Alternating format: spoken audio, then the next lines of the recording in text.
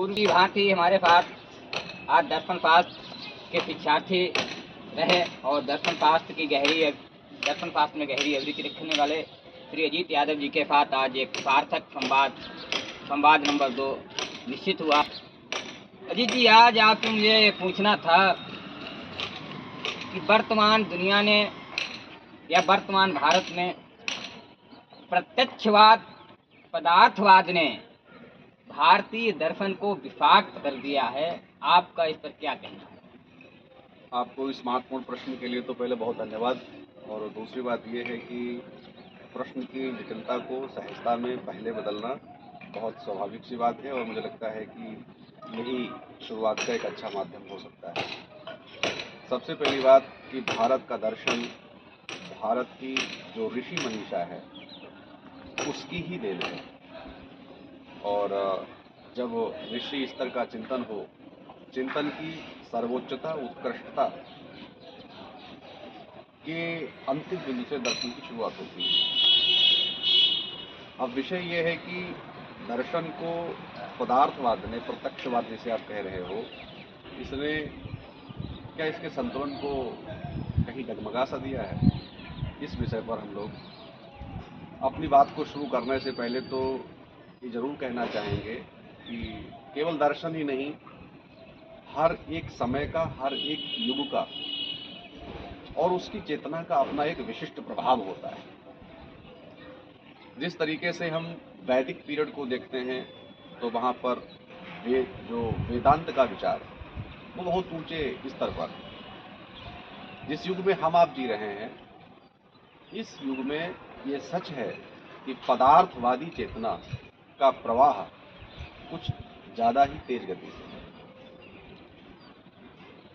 और दर्शन का चिंतन जहाँ से शुरू होता है उसका पहला आधार शिक्षा ही है, अर्थात विद्या कह सकते हो।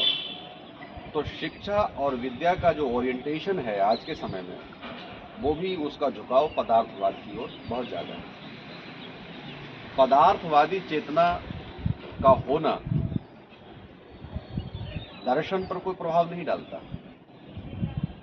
बस ये हो जाता है कि दर्शन में रुचि रखने वाले लोग या उस तरीके के वातावरण से सज्जित लोगों का थोड़ा सा अभाव जरूर हो जाता है, इतना ही उस पर प्रभाव पड़ता है। दार्शनिक मनीषा की अगर बात करोगे तो उस पर कोई बहुत अधिक प्रभाव इसलिए नहीं पड़ेगा क्योंकि ये जन सामान्य का विषय नहीं है। ये प्रखर मेधा से जो विभूषित लोग धरती पर आते हैं, ये सदा से ही उन सबके मानस में उतरने वाली भाव चेतना है और इसका लाभ निसंदेह जन सामान्य भी पाते हैं। भगवत गीता कहती है, जैसे जैसे महापुरुष अपना आचरण करते हैं, जन सामान्य भी उसी को फॉलो करने का प्रयत्न करते हैं। इस बात के निष्कर्ष पर हम यही कहना चाहेंगे कि दर्शन मानव जीवन की सभी समस्याओं का समाधान देने का एक वैज्ञानिक तरीका है और जो पदार्थवाद या भौतिकवाद का बढ़ता प्रभाव है, इसको भी नियंत्रित करने की सामर्थ्य दर्शन में ही है। दर्शन जब जीवन का सत्य, जीवन का वास्तविक भाव आपके सामने ला करके रखेगा, तब थोड़ा सा जो भौतिक चेतना है इससे आपका मोह भंग होगा। भौतिक विज्ञान की जितनी आवश्यकता है उतनी ही आवश्यकता दर्शन की, धर्म की और अध्यात्म की भी। भौतिक विज्ञान जहाँ बाह्य जीवन की सुख सुविधाओं को पूर्ण करता है, तो दर्शन, नीति शास्त्र, धर्म और अध्यात्म मनुष्य के अंतःकरण का निर्माण करते हैं। अंतःकरण का अभिप्राय है कि जीवन के उच्च आदर्श, जीवन मूल्य और जीवन की समग्र समझ और इहलोक और परलोक जैसी धारणाओं का जन्म भी यहीं से होता है और ये मानव व्यवहार को नियंत्रित करने का सबसे महत्वपूर्ण साधन भी है। प्रश्न की गंभीरता और प्रश्न की प्रासंगिकता वास्तव में बहुत व्यापक है, जिसके लिए मैं समझता हूँ कि ये बहुत कम समय और प्रश्न ही आप ऐसे करते हो जिस पर मुझे कहना ही पड़ता है कि इसके लिए एक सीक्रेट टाइप की आवश्यकता होगी। निष्कर्ष में इतना कहना चाहेंगे कि हाँ, ये सही बात है कि आज भौतिकवाद की जो प्रचंड प्रवाहित चेतना है, इसने दर्शन की दुनिया का जो नुकसान तो नहीं कहेंगे, प्रभाव कहेंगे, इतना डाला है कि जो स्वस्फूरित चेतना से लोग आ जा रहे हैं, वे दर्शन को विशेष प्रेम और स्नेह देते हैं। हाँ, जो वातावरण से सृजित चेतना होती है, जब वातावरण जिस तरीके का हो जाता है, उससे प्रभावित होकर के लोग सब्जेक्टिव इंटरेस्ट को डेवलप करते हैं, तो इन चीज़ों का थोड़ा सा प्रभाव तो हमें निश्चित ही दिखाई दिया। आपसे मेरा अगला प्रश्न है, भारत की औसत उम्र 28 वर्ष है युवाओं की, और 28 वर्ष के नीचे की भी है। इसमें बाल, तरुण, युवा और प्रौढ़ नवाचारी, नवोन्मेषी हो सकते हैं, यह प्रधानमंत्री जी बार बार कहते हैं। क्या आपके अनुसार, आप एक दर्शन शास्त्र में गहरी रुचि रखते हैं, क्या प्रधानमंत्री का यह कहना मनोवैज्ञानिक रूप से देश पर प्रभाव डालेगा? देखो, प्रधानमंत्री जी ने अगर ऐसा कहा है तो वास्तव में उनकी बात सारगर्भित हो सकती है, प्रासंगिक भी हो सकती है, और उनके इस वक्तव्य के लिए मैं उनका धन्यवाद भी देना चाहूँगा।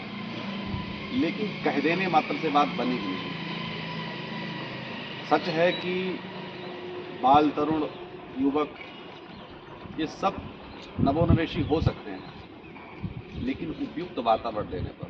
हमारे समाज में ऐसी अनेक प्रतिभाएं हैं जिनको प्रॉपर वातावरण ना मिल पाने के कारण वे कुंठित ही नहीं, बल्कि अपनी प्रतिभा को खोते नजर आ रहे हैं।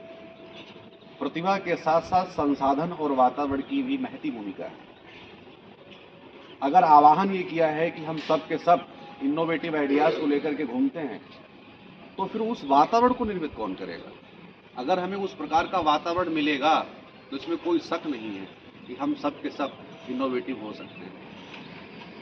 दार्शनिक दृष्टि से अगर देखें तो हर व्यक्ति ईश्वर की सर्वोत्तम कृति है, उसके अंदर संपूर्ण संभावनाएं विद्यमान है। भारत का तो चिंतन ये कहता है कि नर से नारायण होने की प्रबल संभावना मनुष्य के भीतर है, और हम भारतीयों ने तो ऐसा करके भी दिखा दिया है। आपने देखा कि ध्रुव, प्रहलाद की आयु कितनी है। आपने देखा कि राजा परीक्षित के एपिसोड को देखते हैं तो वो उनको अभिषिक्त कर देने वाला बालक की आयु कितनी है। तो भारत में युवा से लेकर के और वृद्धावस्था तक ज्ञान की जो अपनी अनूठी परंपरा है, ये तो परम सत्य की खोजी सदा से ही रही। तो हो सकते हैं का कोई सवाल नहीं, बस आवश्यकता केवल उपयुक्त वातावरण बना करके देने की है। कलयुग और सतयुग जैसी धारणाओं पर जब आप चर्चा करते हो तो ये कलयुग और सतयुग महज एक वातावरण की बनाई हुई भूमिका का नाम है। वातावरण में जिस प्रकार की भाव धारा, चेतना की प्रबल धारा जिस तरीके की हो जाती है, उसी ही के हिसाब से युग का और उनकी कृतियों का डिवीजन और क्लास फाइंड आउट करते हैं।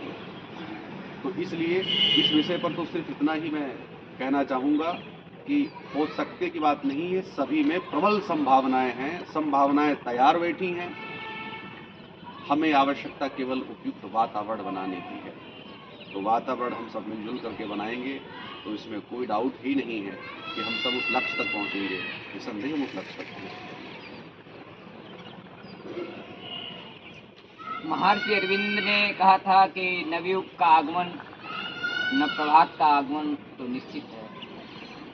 पंडित श्री राम शर्मा आचार्य जी ने कहा 21वीं सदी उनसे हुई। इसके बावजूद भी हमारे देश में नारी उत्पीड़न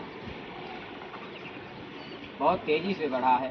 नारी हिंसा, घरेलू हिंसाएं बढ़ी हैं। ये नारी हिंसाएं के क्या कारक हो सकते हैं? देखिए, सबसे पहली बात, जिन महापुरुषों का आपने उदाहरण लिया है, उन दोनों महापुरुषों का मानव मन और व्यवहार पर मुझे लगता है कि बहुत शानदार काम। जहाँ तक बात आती है युग ऋषि पंडित श्री राम शर्मा आचार्य जी की, तो वो कहते हैं कि हम बदलेंगे तो पूरा युग बदलेगा। वो कहते हैं कि मनुष्य का चिंतन अगर शुद्ध हो जाएगा तो उसका व्यवहार स्वतः ठीक हो जाएगा। बात नारी हिंसा की अगर आप करना चाहते हैं तो इसकी जड़ें बहुत व्यापक और गहरी हैं। हमारा समाज पितृसत्तात्मक समाज रहा। जब पितृसत्तात्मक समाज की प्रासंगिकता और उपयोगिता थी तब थी। मैं ये नहीं कह रहा हूं कि आज पूरी तरीके से इसकी आवश्यकता नहीं। नर और नारी एक समान का उद्घोष करने वाले जो महापुरुषों का चिंतन है वो ये कहता है कि जब तक हम पूर्ण बोध के साथ नर और नारी के बीच जो डिफरेंस हमने बना लिए हैं, जो डिफरेंसेस आपने क्रिएट किए हैं, इनकी खाई को नहीं पाट सकोगे तब तक इस हिंसा को रोक नहीं पाओगे। जब तक सुपीरियर और इंफीरियर का भाव मनुष्य के हृदय में रहेगा तब तक इस समस्या का कोई समाधान नहीं होगा। इस समस्या के समाधान की जड़ें उच्च विचारधारा में ही है। जब आपकी विचारधारा उच्च होगी, श्रेष्ठ विचारों का भाव सृजन आपके भीतर होगा, तो ये जो भेद करने वाली बुद्धि जब आपकी मिटेगी तो हिंसा केवल नारी जगत ही नहीं बल्कि इस पूरी व्यवस्था के प्रति नहीं रह जाएगी। हिंसा का अर्थ ही है कि आपके भीतर अशुद्धता का स्तर ज्यादा है, विकार युक्त चेतना है आपकी, तभी हिंसा जन्म लेती है। हिंसा का तो कोई प्लेस ही नहीं। जो लोग जैसे बुद्ध, महावीर, गौतम कड़ाक जैमिनी आदि महापुरुषों की जो चेतना है, इनके पूरे व्यक्तित्व को टटोल कर देखिए, उसमें हिंसा का कोई तत्व नहीं दिखाई पड़ता है। कारण ये है कि जो इस सृष्टि और समष्टि की व्यापकता को, प्रासंगिकता को, इसकी उपयोगिता को और इसकी वास्तविकता को जान लेता है, तो हिंसा करने जैसी स्थिति बचती कहाँ। हिंसा हो ही इसलिए रही है क्योंकि अविद्या और अज्ञानता बहुत ज़्यादा है, और जब ये सब चीज़ें ज़्यादा होंगी तो निश्चित रूप से ये सब चीज़ें बनी रहेंगी। तो इसका एक ही समाधान है कि हम लोगों के ब्रेन वॉश करें, और ब्रेन वॉश का बहुत सुंदर माध्यम है कि सब के सब स्वाध्याय करें और महापुरुषों का संग करें, उनके वचनों को आत्मसात करें, और फिर से अंतिम बात वही आएगी कि ऐसा उपयुक्त वातावरण बनाने की आज बहुत बड़ी आवश्यकता है, और जब सब रहेगा तो सब हो जाएगा। मुझे याद आता है कि युग ऋषि ने जो एक अपना 18 सूत्रों का संविधान बनाया है, उसमें से एक सूत्र ये भी आता है कि हम स्वाध्याय और सत्संग की नियमित व्यवस्था बनाए रखेंगे। ऐसा कमिटमेंट भी हमको लेना होगा। जब स्वाध्याय और सत्संग ये आपको मिलता रहेगा तो आपका जो मेंटल नरिशमेंट है ये होता रहेगा। आपको जब भीतर से शुद्धता मिलती जाएगी तो व्यवहार में शुद्धता स्वतः आ ही जाएगी, और ये भेद दृष्टि है ये पल भर में मिट जाएगी। और जब ऐसा वातावरण किसी को मिल जाता है तो गोस्वामी तुलसीदास जी ने लिखा है, उभर ही विमल विलोचन के मिट ही दोष दुख खबर, ये सब कुछ मिट जाएगा, जीवन का ही समाधान हो जाएगा, और जो हमारा अंतिम ध्येय है हम वहाँ तक भी पहुँच सकेंगे। तो आवश्यकता है उस सतयुगी वातावरण। अभी आपने कहा कि जो विवेकात्मक हमारे अंदर जो दृष्टिकोण है वो दुनिया के 8 अरब मनुष्यों के भीतर है, क्या उन्हें आत्मबोध और तत्वबोध की ओर वापस लौटना ही पड़ेगा? देखो, आखिरी रास्ता ही यही है, और समदर्शी इच्छा कुछ नहीं। आपने पढ़ा, जब सम्यक दृष्टि हमारे पास आ जाती है तो हमारे पास बहुत लिमिटेड इच्छाएं रह जाती हैं। भगवान बुद्ध कहते हैं कि बहुत अधिक इच्छाएं ही दुख का सबसे बड़ा कारण है। तो अगर मनुष्यता के सामने दुख का संकट, परेशानी है, बेचैनी है, कुंठा है, तो उसमें उसकी मूल इच्छाएं ही है। तो अनर्गल इच्छाएं क्यों पाली हैं आपने, जिन इच्छाओं की कोई उपयोगिता नहीं, कोई प्रासंगिकता नहीं, वे इच्छाएं आपके मनोवेग को डिस्टर्ब करती हैं, वे इच्छाएं आपके अंदर द्वंद्व का ही केवल और केवल सृजन कर रही हैं, आपको मनुष्यता के लेवल से भी गिरा रही हैं। उस इच्छा की क्या उपयोगिता? आपने इच्छा कर ली कि अमुक संसाधन हमको चाहिए, जबकि आपको उसकी आवश्यकता भी नहीं थी। आपको चलने के लिए 1 गाड़ी की आवश्यकता थी, 4 गाड़ियों की क्या जरूरत? अब आप किसी से होड़ लगा रहे हैं। आपको रहने के लिए 1 मकान की आवश्यकता थी, 17 मकान बना डालने की क्या आवश्यकता है? तो इस तरीके से अगर आपकी ये भूख बढ़ती जाएगी और अनवांटेड इच्छाएं आपके अंदर विकसित होती चली जाएंगी, जिसकी कोई उपयोगिता नहीं, प्रासंगिकता नहीं, तो वो आपको किस प्रकार का मानव बनाएंगे? तो फिर आपको जो है डिप्रेशन की दवाइयाँ लेनी ही पड़ेगी। तो इसलिए बहुत ही संतुलित इच्छाएं हमारे पास हों, और संतुलित इच्छा उसी की हो सकती है जिसकी विचार चेतना शुद्ध है। शुद्ध अंतःकरण से शुद्धतम चीज़ों का ही आपके जीवन में प्रवेश होगा, और जो डिस्टर्बिंग एलिमेंट्स है सब गायब हो जाएंगे। तो जो आपका मुख्य भाव था इस प्रश्न का, आत्मबोध तत्वबोध, उसका एक ही उत्तर है कि आखिरी रास्ता यही है, और बाकी किसी भी मार्ग से जाइए, एट लास्ट आपका समापन यही होना है। तो सौभाग्य की बात होगी समय रहते ही उसको समझ लें।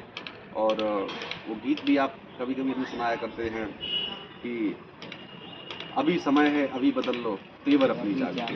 तो बहुत अच्छा हो वो तेवर बदल जाएं और हम आप मोदी के मार्ग पर लौट चलें, तो इससे बड़ा और सौभाग्य कुछ अखिलेश जी हो नहीं सकता। आचार्य विनोबा भावे को संपाद का क्या संदेश है? आचार्य विनोबा भावे का बहुत महत्वपूर्ण संदेश है। हमको यही लगता है कि वे कहते थे कि हमें नवयुवकों के जोश की और वृद्धों के होश की बहुत बड़ी आवश्यकता है। उनका ये भी संदेश है कि अंधेरा अंधेरा कहने से अंधेरा दूर नहीं होगा, अच्छा है कि एक दीप जलाएं। तो हम कब तक ये कहते रहेंगे कि आज समाज की ये समस्या है, राजनीति की समस्या है, अर्थ जगत की समस्या है, सिनेमा जगत की समस्या है, साहित्य जगत की समस्याएं हैं, अनेक अनेक समस्याओं की ये चर्चा कब तक करेंगे? बहुत बेहतर हो कि हम उनके लिए कोई अपने स्तर पर पहल प्रारंभ करें, कुछ ना कुछ तो अपना शुरू ही करें जो हम कर सकते हैं। हम कुछ नहीं कर सकते हैं तो कम से कम एक प्रेम भरा, शांति से परिपूर्ण विचार ही इस अंतरिक्ष में छोड़ सकते हैं। उसका वाइब्रेशन जाकर के लोगों से टकराएगा तो कम से कम शांति देगा लोगों को, है ना। और हम तो लोग जब शांति पाठ करते हैं तो उसमें क्या नहीं करते, अंतरिक्ष की शांति से लेकर के पृथ्वी से और ये वनस्पति और ये संपूर्ण जगत और धरा की अखिल ब्रह्मांड की हम शांति की कामना करते हैं। तो वो ऐसा विज्ञान है जो लोगों के भीतर और पूरे सामाजिक ताने बाने के भीतर एक शांति का वातावरण बनाने का माध्यम है। शिक्षार्थियों और विद्यार्थियों के शुभकामना संदेश के लिए आप क्या कहेंगे? देखिए, विद्यार्थियों के लिए मैं यही कहूँगा कि आज जो उनके पास समय है, जो अवसर है उनको विद्याध्ययन करने का, जो टाइम पीरियड मिला हुआ है, ये उनके जीवन का फाउंडेशनल टाइम पीरियड कहा जाना चाहिए। और जीवन निर्माण की पहली आधारशिला यही है।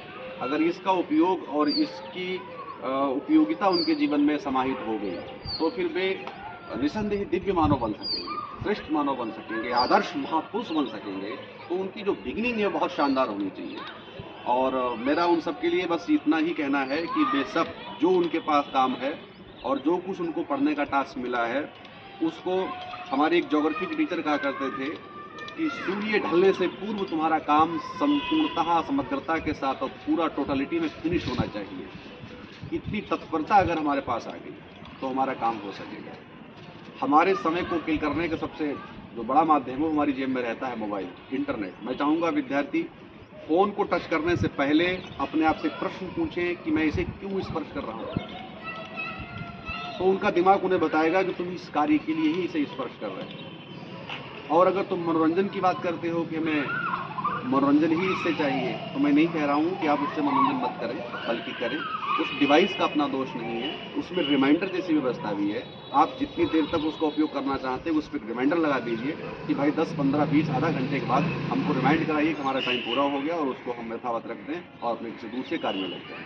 तो विद्यार्थियों के लिए मेरा आज इतना ही कहना है और शेष फिर कभी विस्तृत चर्चा विद्यार्थियों के लिए करें। ठीक है, नमस्कार अजीत जी, और आपने समय दिया इसके लिए मैं आपका आभार व्यक्त करता हूँ। बहुत बहुत धन्यवाद।